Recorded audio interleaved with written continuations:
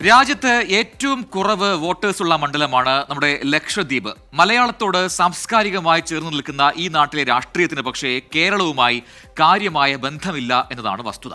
ദീർഘകാലം കോൺഗ്രസിന്റെ PM സയ്യിദ് ജയിച്ച മണ്ഡലത്തിൽ ഇപ്പോൾ പോര് NCPകളുടെ ശരത് പവാർ, അജിത് പവാർ പക്ഷങ്ങൾ തമ്മിലാണ്. ഇന്ത്യ മുന്നണിയിലെ സഖ്യം ഉപേക്ഷിച്ച് കോൺഗ്രസും പ്രചാരണത്തിൽ സജീവമാണ്. NCPയുടെ വിഭജനത്തിന് ശേഷം അജിത് പവാർ, ശരത് പവാർ വിഭാഗങ്ങൾ ആദ്യമായാണ് നേർക്കുനേർ പോരാട്ടത്തിനിറങ്ങുന്നത്. നഷ്ടമായ ദ്വീപിന്റെ മണ്ണ് തിരിച്ചുപിടിക്കാനാണ് കോൺഗ്രസിന്റെ ശ്രമം.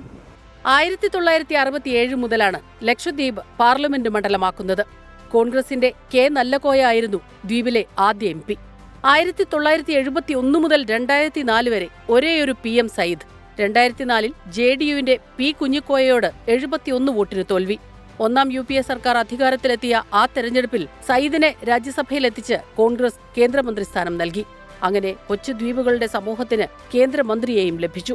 PM സയ്യിദിന്റെ മരണശേഷം 2009-ൽ കോൺഗ്രസിനായി ഹംദുല്ല സയ്യിദ് മണ്ഡലം തിരിച്ചുപിടിച്ചു.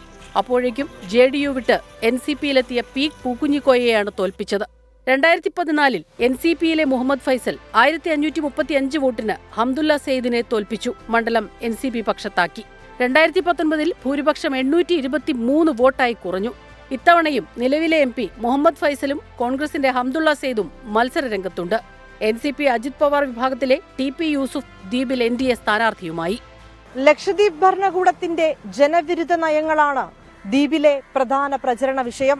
ഭരണകൂടത്തിന്റെ ഇത്തരം നടപടികൾക്കെതിരെ ജനങ്ങൾ വോട്ടിലൂടെ മറുപടി നൽകുമെന്നാണ് മുന്നണികളുടെ പ്രതീക്ഷ.